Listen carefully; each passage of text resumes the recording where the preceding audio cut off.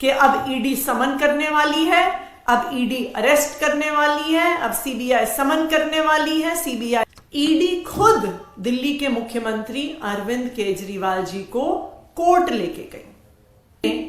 Enforcement directorate ने दिल्ली के मुख्यमंत्री अरविंद केजरीवाल जी को एक और इल्लीगल समन भेजा है।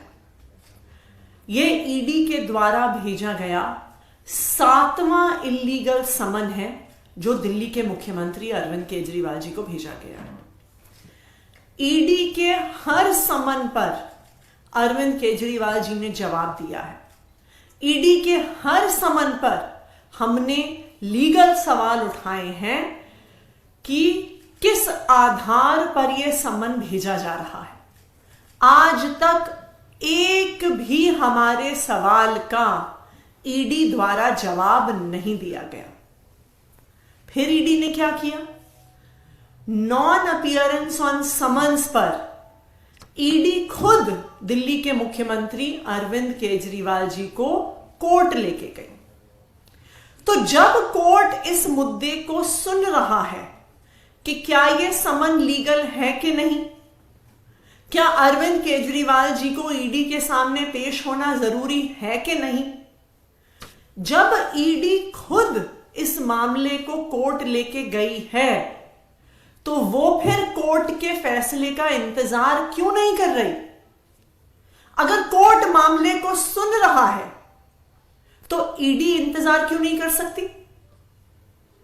इसलिए नहीं कर सकती क्योंकि यह कोई कानूनी प्रक्रिया नहीं है, यह कोई जांच भी नहीं है। यह सिर्फ आम आदमी पार्टी को और अरविंद केजरीवाल जी को धमकाने का तरीका है, डराने का तरीका है।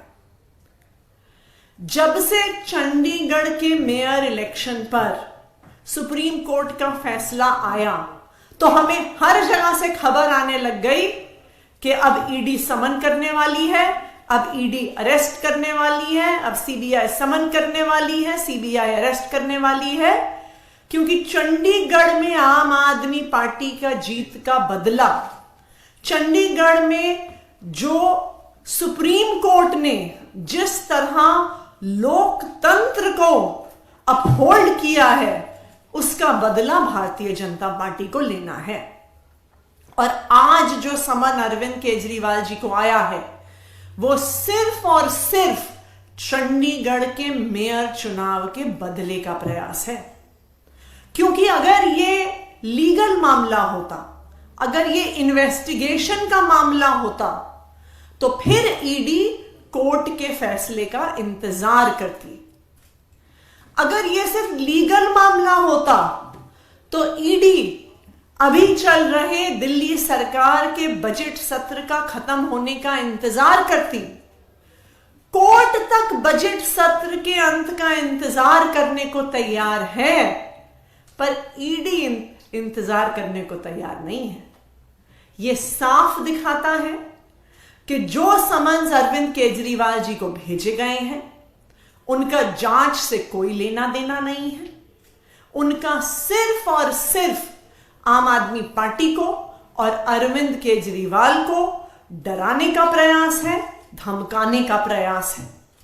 लेकिन मैं भारतीय जनता पार्टी को एक बार फिर से बता दूं कि आम आदमी पार्टी और अरविंद केजरीवाल आपके गैर कानूनी समन से डरने वाली नहीं है।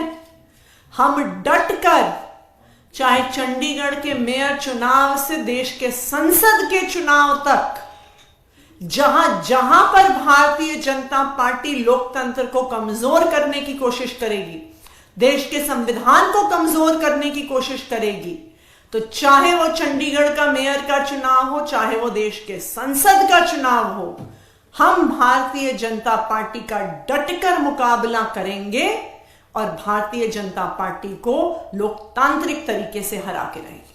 Thank you. ईडी तुरंत एक सम्मन अरविंद केजरीवाल जी को भेजती है।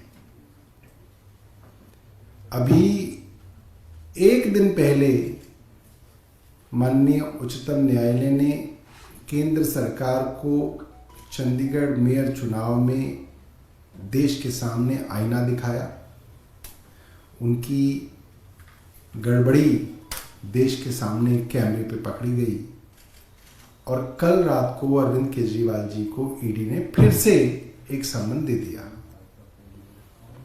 अब जितनी समझ कानून की मुझे है, ये बात सबके सामने है कि ईडी अपने सम्मन को लेकर कोर्ट गई। भारतीय जनता पार्टी ने खूब हल्ला मचाया कि अब मामला कोर्ट में आ गया, अब कोर्ट कहेगा, अब कोर्ट ये करेगा, अब कोर्ट वो करेगा। कोर्ट में मामला गया, हमने उसका सम्मान किया। बजट सेशन चल रहा है, मैं विधानसभा से ये प्रेस कॉन्फ्रेंस इसीलिए कर रहा हूं क्योंकि बजट सेशन चल रहा है। कोर्ट के अंदर माननीय मुख्यमंत्री जी ने अपनी बात रखी कि मैं बजट सेशन के अंदर व्यस्त हूं और मुझे 16 तारीख तक का समय दिया जाए।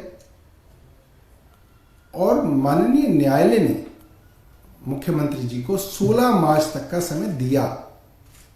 यानी कि कोर्ट ने भी पाया कि अगर एक राज्य के मुख्यमंत्री कह रहे हैं कि मेरे यहां बजट सत्र चल रहा है, बजट पास करना जरूरी है, 2 करोड़ लोगों का मामला है, कोई आदमी अपनी विषय में बात नहीं कर रहा है, 2 करोड़ लोगों के राज्य का मामला है, बजट पास करना है, तो न्यायालय ने उनको 16 तारीख दी।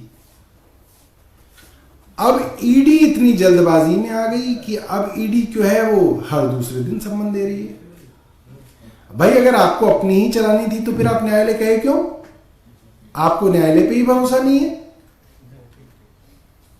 पहले तो ईडी खुद न्यायालय गई, हम नहीं गए, ईडी गई। हमने न्यायालय में अपनी बात रखी, न्यायालय ने हमें 16 मार्च तक का समय दे दिया। अब ईडी जो है जल्दबाजी दिखा रही है।